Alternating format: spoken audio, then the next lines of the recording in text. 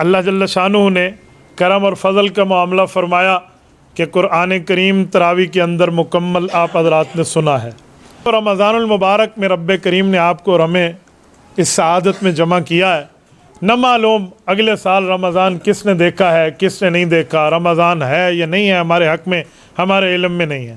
لیکن میں ایک دو باتیں آپ حضرات سے کرنا چاہتا ہوں. رمضان کے اس وقت کو ہمیں قیمتی بنانا چاہیے. میں قرآن کریم کی عظمت پہ بات کروں گا لیکن پہلے رمضان کے لیے کرنا چاہ رہا ہوں. رمضان کے وقتوں کو قیمتی بنائیں. اب قیمتی بنانے کا مطلب کیا ہے؟ دیکھیں، اگر کوئی آدمی تہجد کی نماز پڑھے تو ہم سارے اس کو نیک بھی سمجھتے ہیں، خوش قسمت بھی سمجھتے ہیں. ایسا ہے یا نہیں ہے؟ کیوں؟ تہجد میں بہت اچھا وقت ہوتا ہے، بہت اعلیٰ وقت ہوتا ہے، اللہ کی رحمت متوجہ ہوتی ہے. جو تہجد کے وقت میں رحمت عام دنوں میں ہوتی ہے نا، رمضان میں 24 گھنٹے وہی رحمت ہوتی ہے. یعنی عام دنوں میں وہ رحمت صرف تہجد کے ٹائم ہے، رمضان المبارک میں وہ رحمت پورے مہینہ ہے. تو اس سے اندازہ لگا لیں کتنی بڑی سعادت والا مہینہ اللہ نے ہمیں دیا. اچھا، رمضان کے وقت کو قیمتی بنانے کا مطلب بندہ رمضان المبارک میں روزانہ عبادات میں اپنے آپ کو زیادہ لگائے. یہ عبادات کا سیزن ہے. جیسے کاروبار کے سیزن ہوتے ہیں نا، تو ایسے یہ عبادات کا سیزن ہے. روزانہ افطاری کے وقت 1 ملین آدمی کی مغفرت ہوتی ہے. 10 لاکھ آدمی یہ افطاری کے وقت. کیوں؟ اللہ تعالیٰ فرشتوں کو کہتے ہیں کہ دیکھو میری وجہ سے پورا دن انہوں نے پانی بھی چھوڑا حالانکہ حلال ہے، کھانا بھی چھوڑا حالانکہ حلال ہے، صرف حرام نہیں چھوڑا، حلال چیزوں سے رکے ہوئے ہیں. اور دیکھو اب بھی مجھ سے دعا کر رہے ہیں کہ اللہ ہمارا یہ روزہ قبول فرما لے. تو فرشتوں گواہ ہو جاؤ، میں 10 لاکھ بندے کی بخشش کر رہا ہوں. 10 لاکھ روزانہ ہے. آپ 30 دن کا حساب کر لیں کتنا بنتا ہے؟ 30 ملین آدمی بنتا ہے. 1 ملین روزانہ ہو کتنا؟ 3 کروڑ آدمی بنتا ہے پورے مہینے میں.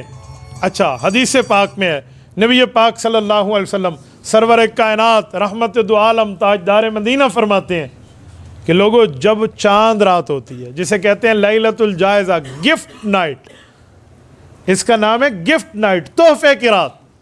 فرمایا جب یہ چاند رات ہوتی ہے، اس رات اللہ تعالی مزدور کو مزدوری دیتے ہیں، اور جتنی بخشش پورے مہینے میں ہوئی نا، اس ایک رات میں اتنی اکٹھی ہو جاتی ہے. یعنی 3 کروڑ بندہ صرف اس ایک رات میں بخشا جاتا ہے. اور ہمارے ہاں کیا ترتیب ہے؟ اللہ معاف فرمائے، اللہ معاف فرمائے. یہ راتیں ہماری بازاروں میں گزرتی ہیں، نائی کی دکانوں پہ گزرتی ہیں، جوتیوں والوں کی دکانوں پہ گزرتی ہیں، کپڑے والوں کے ہاں غرق کرنے کے لیے اپنی نیکیوں میں گزر رہی ہوتی ہے. اور بازار کا رش دیکھیں اس رات. یقین مانے مجھے ایک دفعہ رویت ہلال کے اجلاس میں وہاں سے نکل کے آنا پڑا جب ہم نے عید کا اعلان کیا. تو واللہ کہتا ہوں، میں آپ کو بتاؤں، آپ حیران ہو جاؤ، اس بازار سے نکل کے گھر اور اپنی مسجد تک آنا میرے لیے مشکل ہو گیا. گاڑی تو چھوڑے، میں بائک پر بھی سفر نہیں کر سکتا تھا. میں نیچے اترا، میں نے کہا میں گلی سے پیدل جاؤں گا. یہ عالم ہو جاتے ہیں ہمارے بازاروں کا. یہ ہمارا چھوٹا شہر ہے، دنیا میں کتنے بڑے شہر ہیں. آپ بتائیں، اس رات میں تو گفٹ نائٹ ہے. یہ رات ہمیں اللہ کی طرف سے تحفہ ملنے کی رات ہے، اور ہم اس کو بازار میں غرق کر رہے ہوتے. تو کیا قیمتی بنا ہمارا رمضان. میرے ایک دوست ہیں، وہ ہیئر ڈریسر ہیں، زلف تراش، بالوں کو کاٹتے ہیں.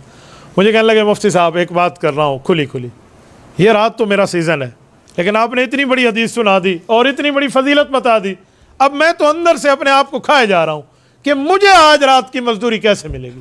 میں نے کہا بھائی آپ کا کاروبار ہے، تو میں آپ کو ایک بات کہتا ہوں، آپ اس رات میں کوئی واش روم وغیرہ کے لیے کوئی وقفہ تو کرتے ہوں گے، کوئی چائے وائے کے لیے؟ کہتے ہیں کرتے ہیں.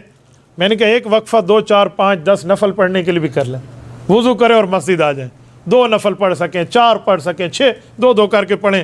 اللہ سے مانگیں یا اللہ بچوں کے لیے رزق حلال کمانا بھی تو آپ ہی کا حکم ہے، میں اسی لیے وہاں ٹھہرا ہوں، مولا میں اپنی مزدوری لینے کے لیے وقت نکال کے آیا ہوں، مجھے دے دے. میں نے کہا یہ بھی مانگ لو، رب کی رحمت تمہیں مایوس نہیں کرے گی. اللہ کا وہ در ہے جس در پہ آیا ہوا کوئی بندہ مایوس نہیں جاتا. میں یورپ گیا، ترکی، استنبول، وہیں سے ہم نے سفر کیا. ایشین سائیڈ میں کونیا ایک علاقہ ہے، وہاں حضرت امام روم رحمۃ اللہ علیہ کی قبر ہے. کونیا یہ ترکی کا دارالخلافہ نہیں ہے، ترکی کے دارالخلافہ انقرہ ہے، لیکن اس کو کہتے ہیں روحانی دارالخلافہ.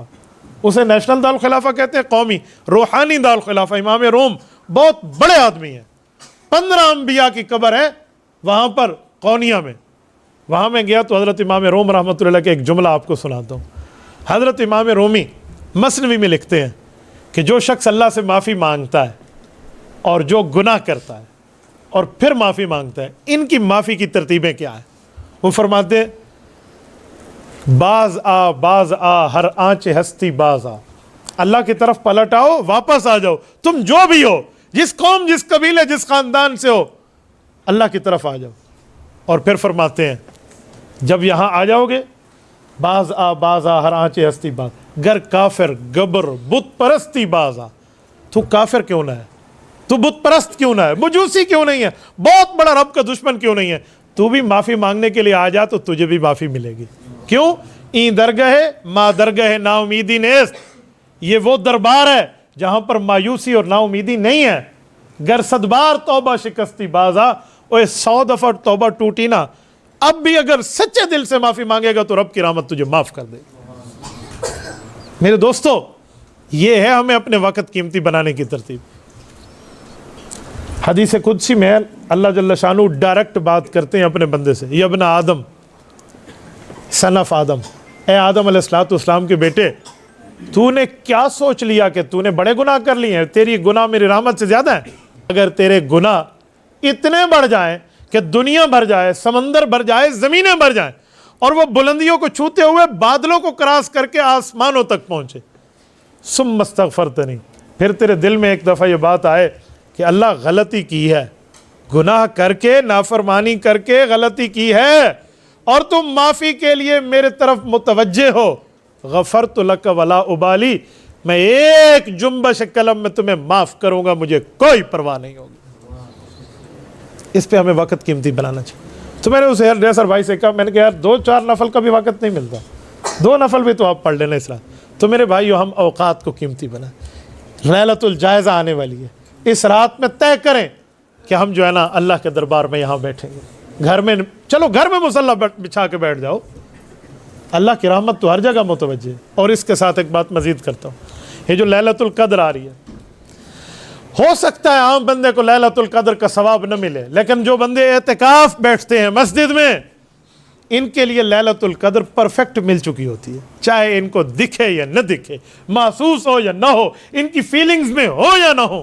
کیوں؟ یہ تو بیٹھے اس کے لیے ہیں۔ اور حضرت شیخ الحدیث مولانا محمد زکریا کاندلوی رحمۃ اللہ علیہ، جنہوں نے حدیث پاک کی خدمت کی پوری زندگی، اور پھر دعا کی، اللہ اگر میں نے تیرے نبی کی باتوں کی خدمت کی اور تجھے قبول ہے تو اللہ مجھے نبی کے قدموں میں قبر عطا فرما۔ میں نے کئی مرتبہ حضرت شیخ زکریا کی قبر پہ حاضری دی کر فاتحہ پڑھی ہے۔ اللہ تعالیٰ آپ سب کو مدینہ طیبہ لے جائے، اللہ آپ کی برکت سے ہمیں بھی لے جائے۔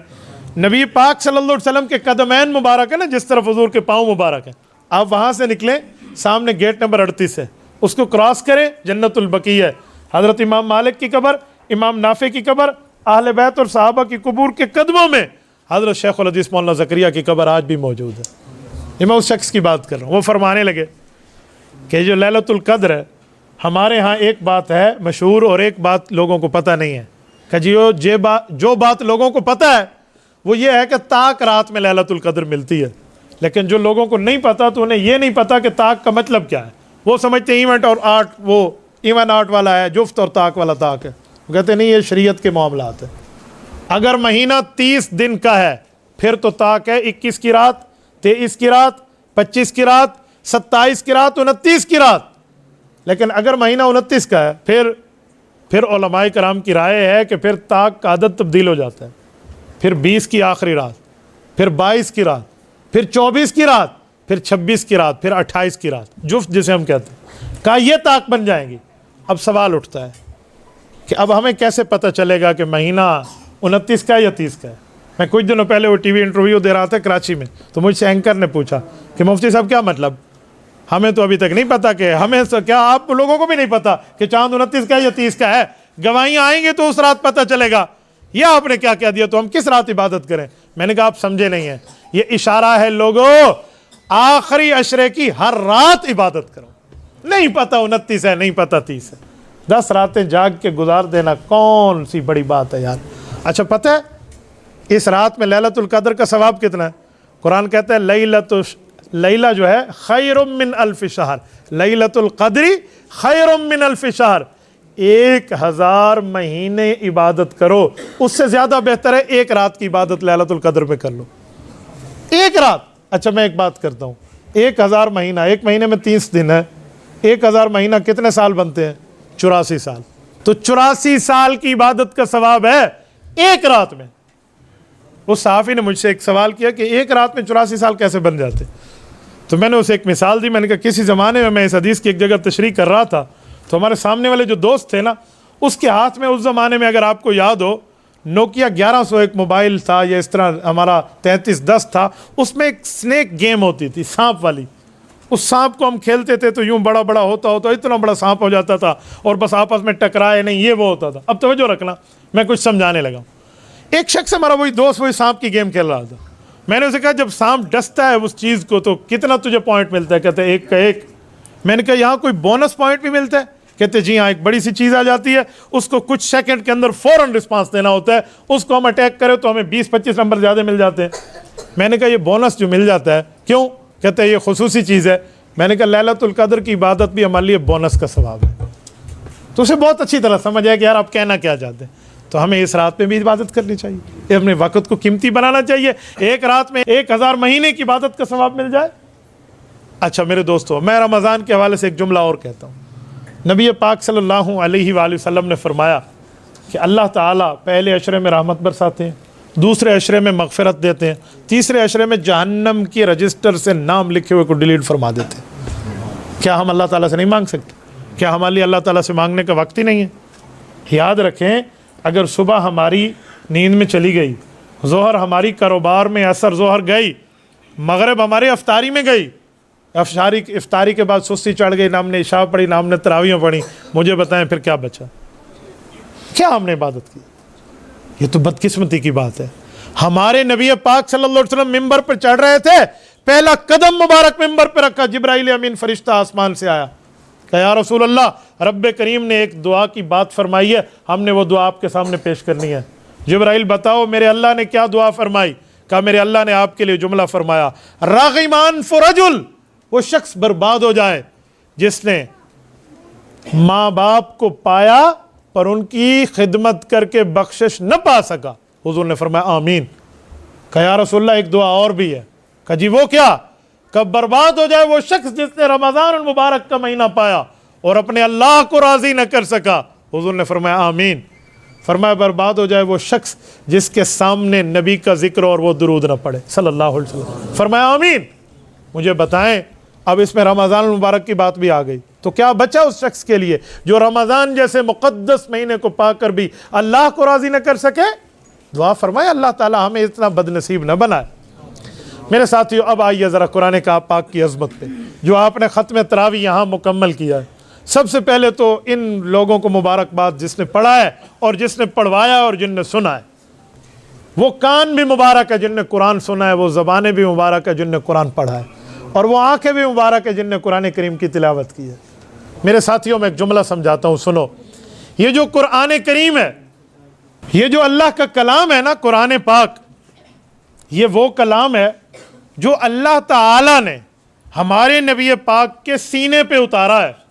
اب توجہ رکھنا, میں ایک جملہ سمجھاتا ہوں. اس قرآن پر ہمیں پہنچانے میں ہماری نبی کی جوانی لگی ہے. جوانی کیا مطلب؟ یہ قرآن آپ نے آیت سنی ہوئی ہے نا کہ لو انزلنا ھذا القرآن علی جبل لرأیتہ خاشعا متصدعا, پہاڑ پہ اترتا تو پہاڑ کیا ہو جاتا؟ ریزہ ریزہ ہو جاتا. ہم سب نے آیت سنی ہے. تو جب پہاڑ پہ قرآن آئے, پہاڑ ریزہ ریزہ ہو جائے, تو یہ پہاڑ پہ تو نہیں آیا. قرآن کہاں آیا ہے؟ حضور پاک صلی اللہ علیہ وسلم کے دل پر. تو جب نبی پاک کے دل مبارک پہ قرآن آیا, کیا دل میں اتنی طاقتیں آ گئی جو پہاڑوں میں نہیں ہیں؟ میں نے کہا جی ہاں, میرے نبی کے سینے میں رب نے وہ پاور رکھی ہے جو دنیا کے پہاڑوں میں نہیں ہے.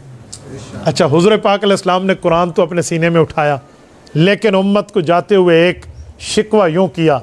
حضرت ابو بکر صدیق رضی اللہ تعالیٰ عنہ ارشاد فرماتے ہیں, نبی پاک علیہ السلام نے فرمایا یا ابا بکر, ابو بکر میری ایک بات میری امت کے لوگوں تک بتا دو.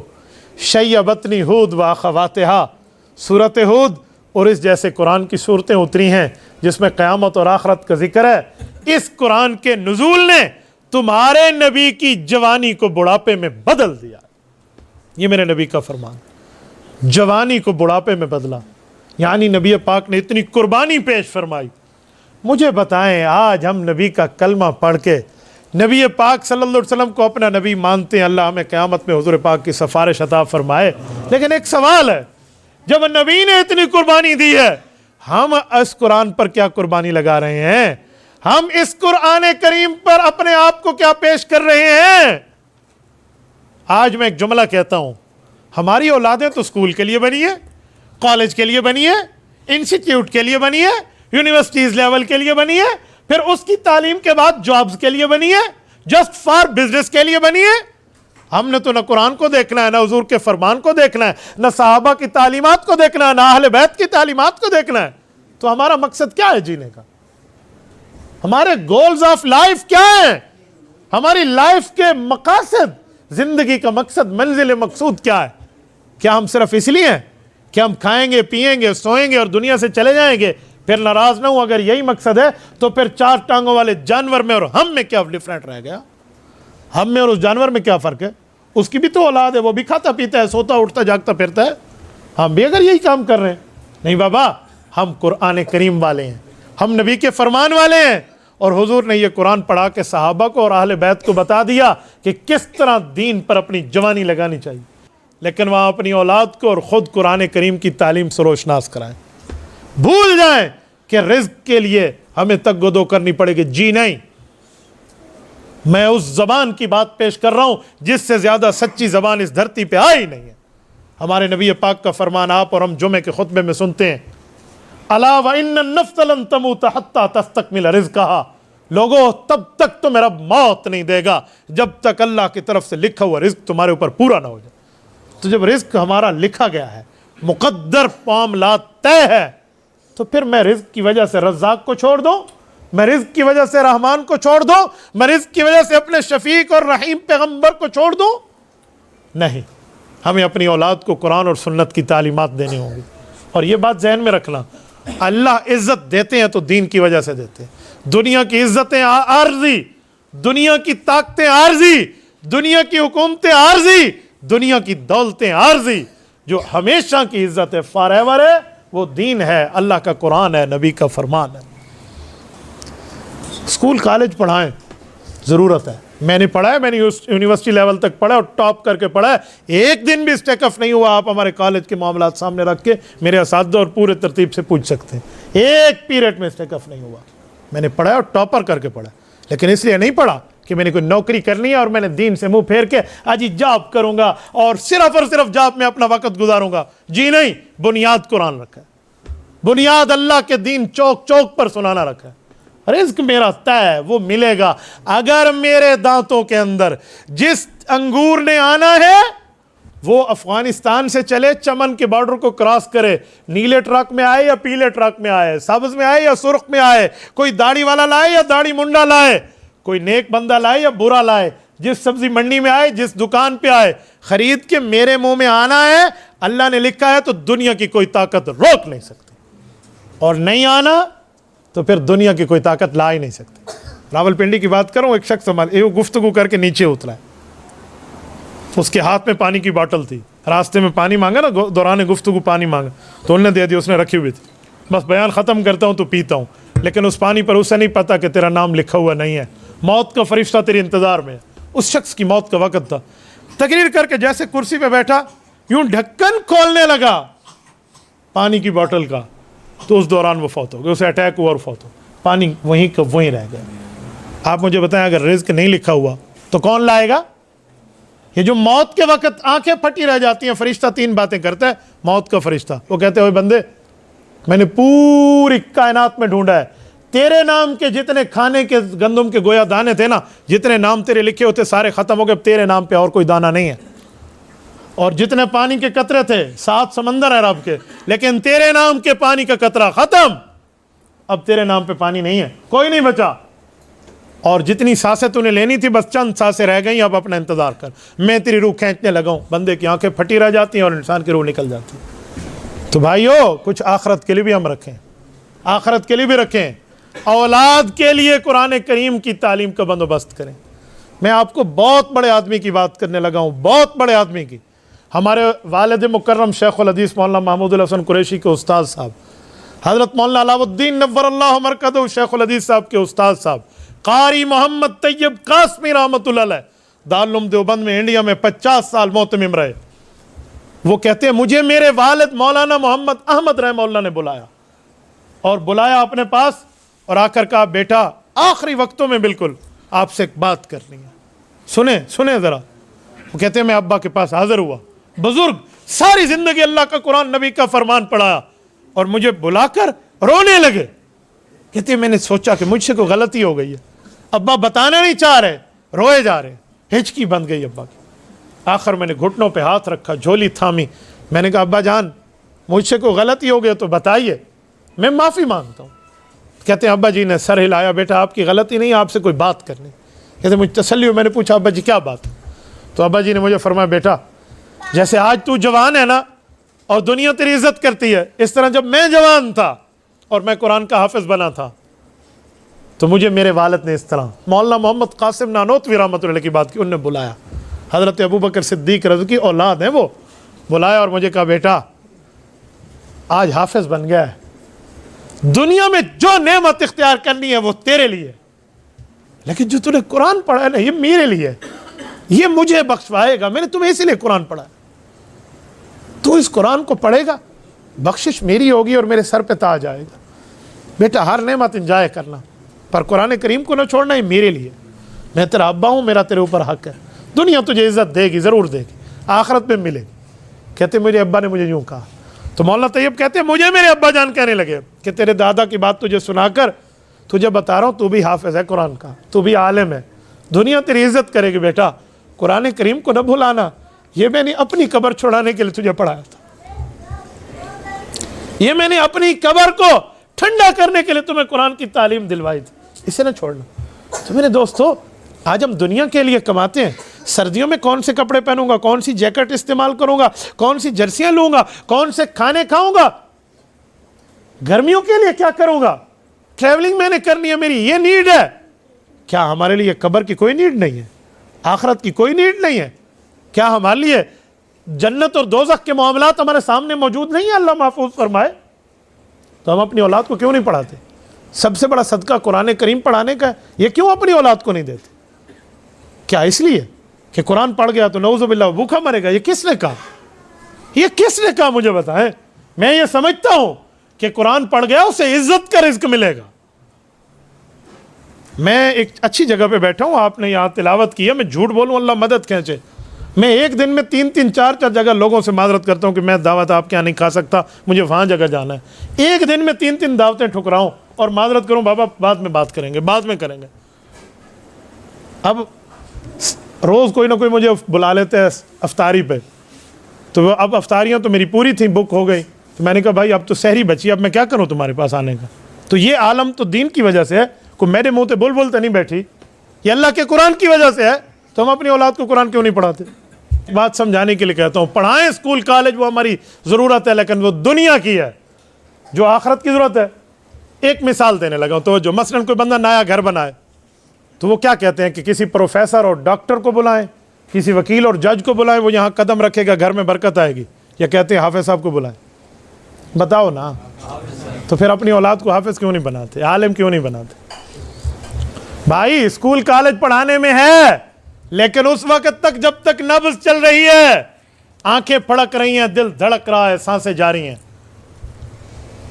اب جب یہ سب کچھ بند ہو گیا پھر قبر میں اللہ کا قرآن جائے گا، نبی کا فرمان جائے گا. کسی کا والد اور والدہ اللہ نہ کرے فوت ہو گئی نا، اور وہ دنیا کے آخری کارنر میں بیٹھا ہو فجی آئر لینڈ میں، اور اس نے کال کرنی ہے سیدھا، حافظ صاحب، مولانا صاحب، جی بیٹا آپ کو پتہ تو ہے میرے ابا فوت ہو گئے ہیں، آپ اپنے بچوں کو کہو سورۃ یاسین کی تلاوت کر لیں. کہتے یا نہیں کہتے؟ اب کہو نا پرنسپل صاحب کو کال کرو کہ بیالوجی پڑھاؤ، فزکس پڑھاؤ، ڈبل میتھ اسٹیٹ پڑھاؤ، کیمسٹری پڑھاؤ، فادر آف میڈیکل ابو علی سینا کے فارمولاز پڑھاؤ، فادر آف کیمسٹری جابر بن حیان کی باتیں پڑھاؤ، اب نیوٹن کا فارمولا پڑھاؤ. کہو نا. سارے بندے مانتے ہیں کہ اب اس تعلیم نے آخرت میں فائدہ نہیں دینا، جس تعلیم نے فائدہ دینا ہے وہ اللہ کا قرآن ہے، نبی کا فرمان ہے. تو پھر جب ہم یہ بات مانتے ہیں، ہمارا یقین ہے، ہمارا ایمان ہے، ہمارا ماننا ہے، تو پھر ہم اپنی اولاد کو کیوں نہیں پڑھاتے؟ किस बुनियाद पे नहीं पढ़ाते? क्या हमारे लिए दीन नहीं है भाइयों? तो ये चंद बातें करने के लिए मैंने सिर्फ आपकी गैरत पे दस्तक दिया है, नॉकिंग की है आपकी गैरत की डोर पर, और ये बात समझाने के लिए कि हमें फिक्रमंद होना चाहिए, हमें इस पर संजीदगी से गौर करना चाहिए ताकि हमारी दुनिया भी बेहतर बने, आखिरत बेहतर बने। जब हम नमाज ख़त्म करके सलाम फेर रहे होते हैं तो दुआ क्या है? रब्बना आतिना, आगे वफिल आखिरत हसना, अल्लाह दुनिया भी अच्छी कर दे, आखिरत भी अच्छी कर दे, आगे वक़िना अज़ाबन नार, ए अल्लाह हमें ब्लेजिंग फायर, जहन्नम की भड़कती आग से महफूज फरमा ले। अल्लाह सबको महफूज फरमाए, लेकिन दुनिया की बेहतरी के लिए तो सारे काम हम करते हैं, आखिरत की बेहतरी के लिए हम क्या करेंगे? आखिरत की बेहतरी के लिए मामलात क्या होंगे? इसलिए तय करें, अगर कोई कारोबारी है तो नमाज नहीं छोड़ेंगे, चाहे हमें डोर क्लोज करना पड़े, हम अपनी शॉप का कर जाएंगे पर अल्लाह को नाराज नहीं करेंगे। और इसी तरह कोई बंदा जॉब में बैठा है तो नौकरी बाद में है, रिज़्क अल्लाह के हाथ में है, दीन को नहीं छोड़ेंगे। तो ये बंदा अपनी ज़िंदगी में तय कर लो तो बहुत आसान है फिर दीन पे अमल करना, फिर किसी किस्म का कोई मुश्किल नहीं है। परसों एक शख्स ने मुझे कहा अल्लाह तो 70 माओं से ज़्यादा प्यार कर रहा है, तो फिर अल्लाह हमें आग में क्यों जलाता है, जहन्नम में? मैंने उसे कहा दिमाग सिर्फ सवाल करने के लिए रखा है, जवाब तलाश करने के लिए तेरा दिमाग नहीं है। कहते क्या मतलब? मुझे तो बड़े बड़ों से सवाल के मुझे जवाब नहीं मिला। मैंने कहा अल्लाह आग में इसीलिए डालता है कि तुम आग वाले से यारी लगाते हो, शैतान आग से बना है ना, भाल नल यारी लगी हुई थी चासी चा, तो बर्फ़ वाले के साथ यारी लगाता तो बर्फ़ वाला मामला बनता, तूने आग वाले से यारी लगाई तो आग मिली। अगर जी एक कोई जवाब है मक्खा जी, एक कोई सवाल है, तो जैसी आप बात करेंगे वैसे ही आंसर होगा ना। तो एतराज़ करने के लिए दिमाग मौजूद है, शरीयत मानने के लिए दिमाग मौजूद नहीं। वो एक शख्स ने बड़ी अजीब मिसाल दी, उसने कहा आज हम दीन पे लड़ते हैं, दीन पे अमल नहीं करते। कहा जी वो कैसे? कहा एक इमाम साहब थे, उन्होंने अजान दी मस्जिद में, अल्लाहु अकबर, अजान पूरी हो गई ला इलाहा इल्लल्लाह तक, एक बंदा भी मुक्तदी नमाज पढ़ने नहीं आया मोहल्ले में। तो इमाम साहब ने कहा अच्छा शायद लोगों ने अजान नहीं सुनी होगी, हो सकता है स्पीकर ख़राब हो। उसने दोबारा स्पीकर को चेक करके फिर अजान दी, अभी दूसरी अजान पूरी नहीं हुई थी, मस्जिद भर गई। अजी ए बेईमान है, सही दो अजाना देते ने। उसने कहा आज मुझे छेड़ने के लिए तो आ गए हो कि 2 अजानें तूने दी हैं, पहली अजान पे नमाज पढ़ने के लिए क्यों नहीं आए? तो तुम दीन पे लड़ने के लिए तो तैयार हो, दीन पे पढ़ने के लिए कोई तैयार नहीं है। एक और मिसाल के इमाम साहब ने जुमे की नमाज का सलाम फेरा, उन्होंने कहा भाइयों मेरे पास एक अमानत है, मुझे एक जगह से मिली है और ये 5000 का कोई नोट बताया, जिसकी भी हो ज़रा निशानी देकर मुझसे ले ले। कोई 10 से 15 हाथ खड़े हो गए, भाई असा निशानी देनी है साहब। उन्हें निशानियां देनी शुरू कर दी। इमाम साहब ने जेब से निकाला, कहा ये मेरा ज़ाती नोट है, मैंने सिर्फ चेक करने के लिए तुमसे पूछा है, अब बताओ तुम्हारे ऊपर ज़लज़ले नहीं आएंगे तो क्या आएगा?